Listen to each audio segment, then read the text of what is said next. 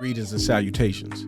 Welcome to another episode of 365 Days of Gaming. Really appreciate you taking time to check out this video.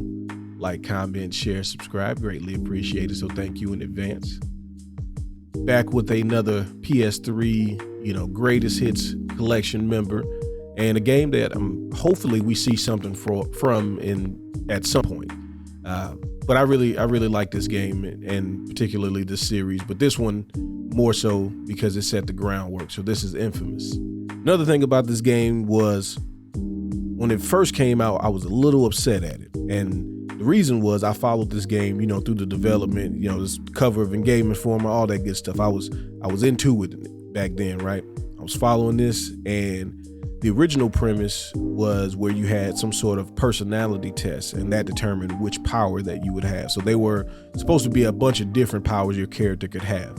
But then the game came out and it was only the electricity, and I felt a little cheated. But, that was just me, being a little upset.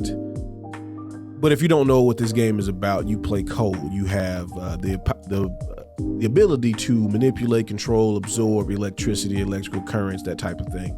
And it starts off like you don't know what necessarily happened. You just remember an explosion, and all of a sudden you're the only person left. And it's one of those type of things. And you have the option, this is when the morality game started being a big thing in gaming. So you have the option of being good and evil depending on what side you do, as far as your decisions. And some of the evil choices are not necessarily like, oh my gosh, you're a monster. But, there might be something that's different, simple as, do you share food with the people? Because it's not like you're going to just take it for yourself. You have your kind of group, your inner circle that you would be sharing the food with. But that also would mean that some of the other people would get access to it, like they're not necessarily gray. It's clearly like, yeah, you should probably share, but they're not, that bad. Now, some of them are like clearly like evil, like letting the people get shot on your behalf so you can sneak around on the security guards. Like, yeah, that's kind of wild.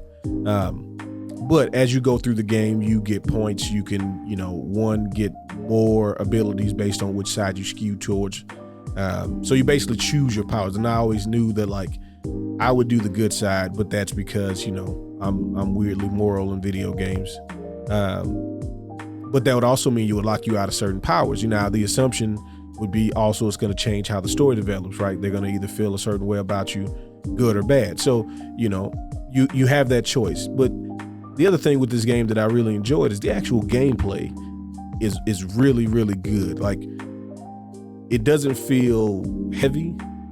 There's a floatiness to it, but in a very good way. It allows you to control yourself a lot better. A lot of times you're walking across railings and kind of small platforms, and all of these games like this, you can look at stuff like Assassin's Creed and, Ratchet and Clank and all those games from that kind of era.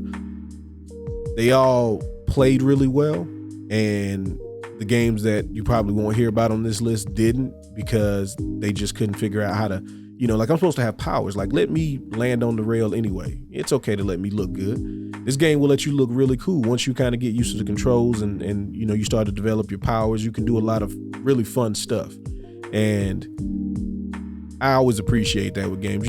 I want to feel like if I'm going to be the hero, let me be the hero. Don't let me get chummed up out here and I'm supposed to be the one with the powers and they just got guns. Like, hey, come on now. But yeah, you can get some really cool powers. Like, you're almost like almost Magneto, but not quite. His is still magnetism and yours is electricity. But there are a lot of things, basically you're flying, or you're like, oh, you're static shock. Yeah, I don't know why I didn't think of static shock immediately.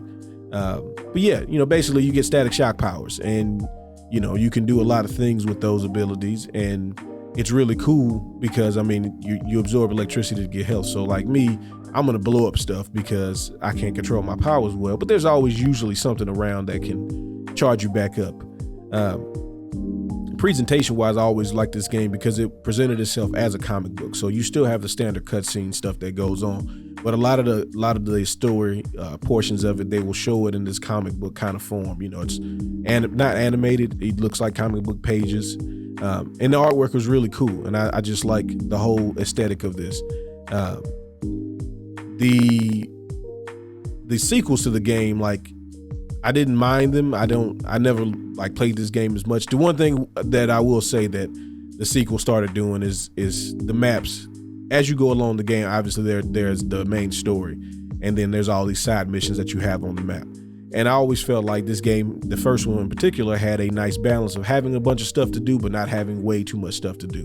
The later games, I felt like they started to make the map, not that it's a bad thing to add more content, but for me, I get overwhelmed. If I start to see the map fill up too much, I'm gonna be like, okay, well, nobody's getting saved because I can't deal with this. I also feel like it starts to feel tedious when I'm just like, all right, point on the map, fix this. All right, next scene, fix this. But I thought this game had a really good pacing, and so I really enjoyed it. It was a lot of different things to do, but not too many things to do. So that's a bonus for me. That's a personal thing. But I always felt like, you know, we didn't get anything since the early PS4, and I'm not saying that, you know, we will be getting anything now, but it would be nice to do it. I know they started doing doing other games for Sony, and that's fine. But also, I like the fact that we were getting like a new kind of original IP and, you know, someone else into the hero space that wasn't a Marvel or DC character. I always think that we need more of the non-mainstream comic book type heroes. So video games, I feel like, is an easy way to introduce that type of media without having to, you know, you don't have to have the best story just yet. If you can get like a really cool gameplay aspect that can kind of sell the character, and you can figure out the story well. Whereas a comic book, I feel like if you don't have a good story from the jump, they're not gonna rock with it. But either way, love to hear from you. Sorry for pontificating about things that don't matter, but I appreciate you letting me reminisce with you. Y'all have fun. Y'all be safe. Peace.